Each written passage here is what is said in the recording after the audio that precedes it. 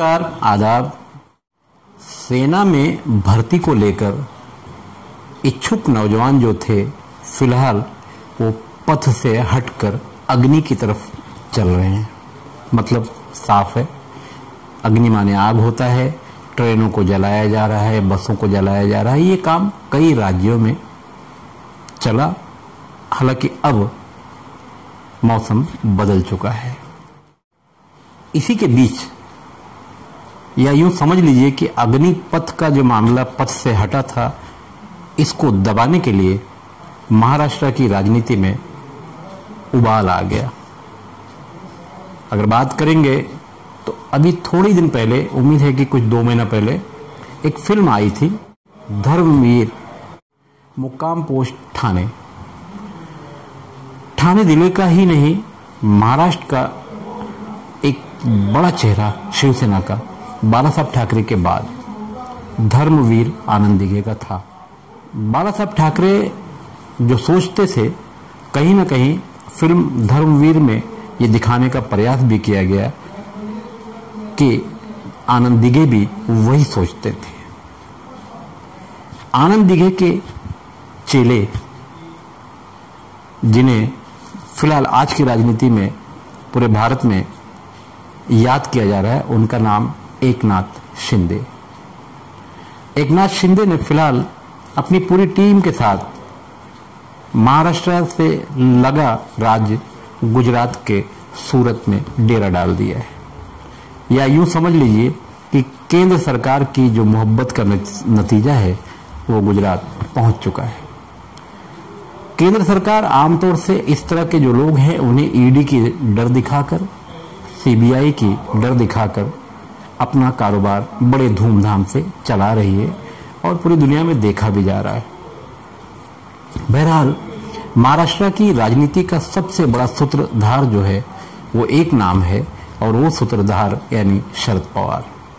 शरद पवार जी ने अपने पत्ते अभी तो नहीं खोले हैं, मगर शिवसेना फिलहाल बड़े महाराष्ट्र में 3 पार्टियों की सत्ता है, राष्ट्रवादी कांग्रेस पार्टी और कांग्रेस पार्टी और साथ ही शिवसेना।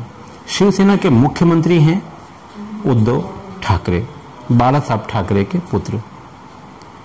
शरद पवार की राजनीति के कारण ही उद्धव ठाकरे महाराष्ट्र के मुख्यमंत्री बने। सफर चलता रहा, महाविकास आघाड़ी का सफर चलता रहा। ईडी की डर भी, सीबीआई की डर भी बीच बीच में आती रही। राष्ट्रवादी के फिलहाल 2 मंत्री जेल में हैं, अनिल देशमुख जो गृह मंत्री थे और नवाब मलिक माइनॉरिटी सेल के वो भी मंत्री थे। बहरहाल ये दोनों करप्शन के मामले को लेकर जेल में हैं। और अब एकनाथ शिंदे, अगर आपने वो फिल्म देखी होगी यानी धर्मवीर मुक्काम पोस्ट ठाणे, तो उसमें जो कुछ शॉट है धर्मवीर आनंद दिघे के ताल्लुक से, एकनाथ शिंदे के ताल्लुक से और बाला साहब ठाकरे के ताल्लुक से, तो फिल्मों में जो दिखाया जाता है सच्चाई उतनी नहीं होती, मगर जरूर है उसमें। आनंद दिघे को जो लोग जानते थे, उनके काम के जो तरीके थे, इस फिल्म में भी दिखाने की कोशिश की गई है कि एक नगर सेवक 6 महीना हुआ नगर सेवक बनकर, और जब वो आनंद दिघे को मिठाई खिलाने के लिए आता है तो आनंद दिघे उसकी पिटाई कर देते हैं। उस फिल्म में ये भी बताने की कोशिश की गई है कि गद्दारों को माफी नहीं है। तो अब एकनाथ शिंदे ने शिवसेना से जो गद्दारी की है, एकनाथ शिंदे ठाणे जिला पालक मंत्री भी है, हालांकि उनको पद मुक्त कर दिया गया है, मगर भारतीय जनता पार्टी का पीछे से पूरा सपोर्ट है और ये सारे लोग अब डिपोर्ट करके सूरत में यानी गुजरात में रखे गए हैं।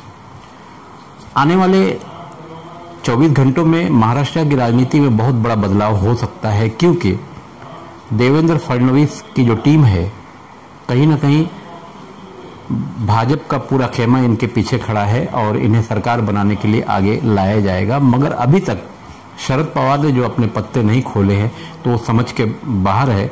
हालांकि अब महाराष्ट्र की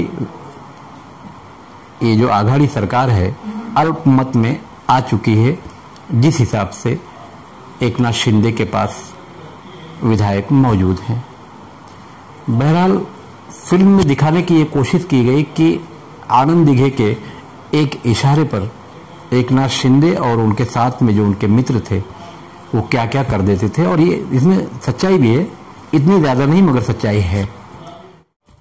गुरु पूर्णिमा के मौके पर अपने गुरु की पूजा किस तरह से की जाती है फिल्म में ये दिखाया भी गया है। आनंद दिघे जी ने कैसे अपने गुरु यानी बाला साहब ठाकरे की पूजा की, ठीक उसी अंदाज में इसी फिल्म में आगे जाकर एकनाथ शिंदे और उनकी पूरी टीम ने आनंद दिघे का गुरु पूर्णिमा के मौके पर किस तरह से पूजा करने का, गुरु को वो सम्मान देने का दिखाने का प्रयास किया गया, और होता भी यही है। चाहे जिस फील्ड का हो, राजनीतिक, स्कूल या इस तरह के किसी भी फील्ड का गुरु हो, गुरु ही होता है और गुरु को सम्मान मिलना चाहिए। मगर अब बड़ी बात यही है कि आज अगर आनंद दिघे जिंदा होते तो उन्हें कितना दुख पहुंचता, और दुख पहुंचने की बात तो अलग है, आनंद दिघे साहब जब खड़े होते तो एकनाथ शिंदे का पता भी नहीं चलता। बहरहाल फिलहाल महाराष्ट्र की जो राजनीति है वो बड़े उठापटक में चल रही है और महाराष्ट्र सरकार इस वक्त खतरे में है। आने वाले 24 घंटों के बाद देखिए क्या बदलाव आ सकता है, क्या सरकार बचेगी या भारतीय जनता पार्टी की सरकार महाराष्ट्र में बनेगी। मैं सुल्तान कुरैशी के साथ खान फखरे आलम।